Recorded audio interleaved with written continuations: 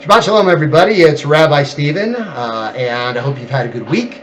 Hope everything's going well. I want to thank you all. I know it's the summer, but a lot of you are still coming to services, and we're still same services we always did. We got the guitar, we got Alana on mandolin or violin, and John Paul with his baglama. It's awesome, and Jack's still waiting for you to come back, and Sasha, you're away for the summer. Maybe you'll come back and join us on the guitar as well.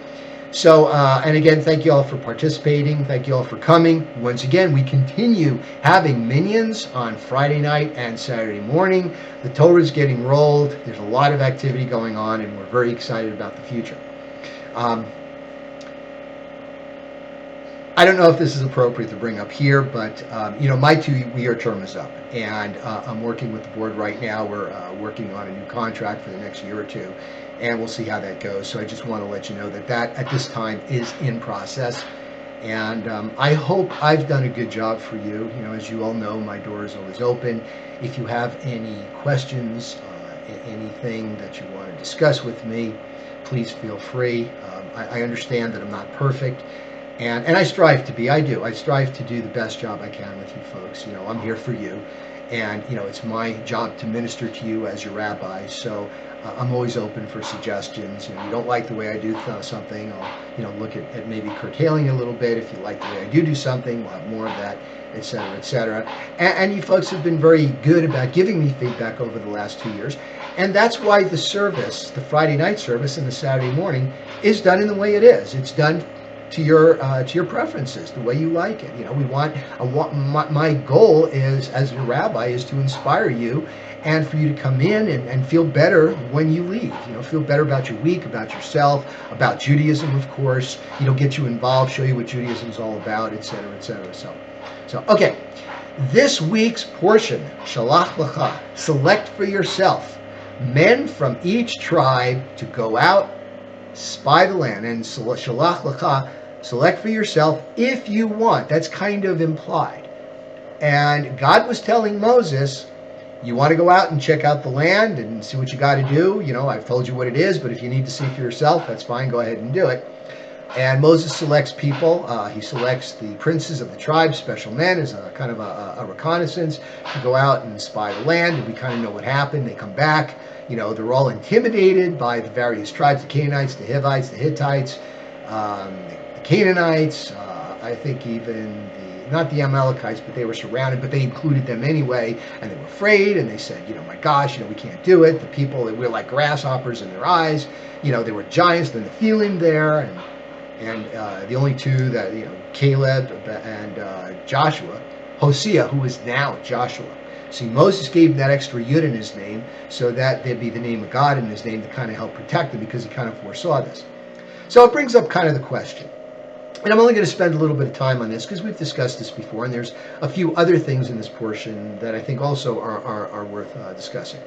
So Moses kind of foresaw it. God said, and he had shown, once again, he had shown the people time and time again, I'm here for you. I will do what I said I was going to do. I will take care of you. I will feed you, nourish you, and he's been doing that, and the people still didn't believe it. They had to see for themselves. He's like, okay, send them out. And they come back, and they created fear. Now, did they gossip? No, they told the truth, but it was the way they told the truth. They spun the truth. It was probably one of the first times in history of this world that people spun something in a negative way. That's what they did. And the people freaked out. They panicked. They said, my gosh, what are you doing? Why aren't we back in Egypt? Once again with the flesh pots and the free fish and all that other stuff, being protected, being taken care of. You're sending us to a certain death. And of course, Caleb and Joshua, once again, they're looking at each other going, what have you seen here? Can't you see that God's going to protect us? And the people wouldn't listen. So God's like, you know what? I've had it. I'm done. These people have doubted me one too many times. They're going to stay in the wilderness. Anybody over 20 is going to die out. And the next generation that's born in the desert, they're the ones that are going to take the land because they won't have that slave mentality. Now, it's really interesting. I want to throw this in here real quick. In Israel, you've got a ministry, a department of government, the antiquities, And it's their job. What they do is they go out and they do the archaeology and they look for sites, to look for historical evidence that everything that we said happened in the Torah actually happened. In fact, I think they just found something from the time of David, and they found something up in Galilee that looked like it was a watchtower or something. So they have that going on. But for me, my background is mental health. And when I see this behavior is so consistent with behaviors like somebody who's been abused, emotionally abused for years. They display a certain cadre of personality traits, and it's right there. It's right there in the Torah. And this is only something recent, modern psychology. We're going back 3,300 years. And yet there it is. So for me, they couldn't make this. How do you make this up? With that behavior, if you're not a psychologist, if you're not studying human behavior the way we do today. That's just kind of my contention. So anyway, I just want to throw that out too. So one of the interesting things that happens at the end of this portion is they talk about a man who was gathering wood on the Shabbat. And the people had said, "What are you doing? Don't do it." And he did it anyway. So they brought him to Moses. Moses, communed with God, and God said he needs capital punishment. He can't exist. He can't cohabit with the rest of the Israelites because Shabbat is sacred, and they put him to death. Now, this freaks a lot of people out, thinking that, oh my gosh, if I do something on the Shabbat, I'm going to be killed. I know modern times are a lot different than they were back then. Today, we rabbis ask people, to observe the Shabbat. That's one of the big commandments. And what's so important about observing Shabbat? It's a day of rest. People think, what am I going to do? There's nothing to do. I can't turn on the TV, can't watch a ball game, have to sit around. Folks, God rested. God created the universe, all the material universe, in 6 days. On the seventh day, he rested. So he's our role model. And that's why, by the way, in Judaism, leaders, they set examples. They don't get to do what they want to do. They don't get to pick and choose which commandments, which rules, which regulations, and say, well, I'm the president, I'm the leader, I get to do it. No. In fact, one of the things that the kings of old had to do was they had to write 2 Torahs. If there was one in the library, okay, just one. But they had to physically get out there and write a Torah scroll for themselves so that they had it as reference. Now, when I was in school, the teachers used to refer to it as learning through your fingers. Writing, taking notes, and that's kind of how you learn. That's how your information integrates. If you've got to sit down and write out a Torah scroll, you're going to know it pretty well. And that's what leaders have to do. So the point of it is that God showed us by example that we have to observe the Shabbat. And this is a very important concept. What is Shabbat all about? It's about removing yourselves from material pursuits. Because let's face it, when you're out there struggling in the material world, looking to make money, looking to support your family, looking to grow as to get material wealth, sometimes there's a tendency, there's this feeling, this temptation that you want to cut corners.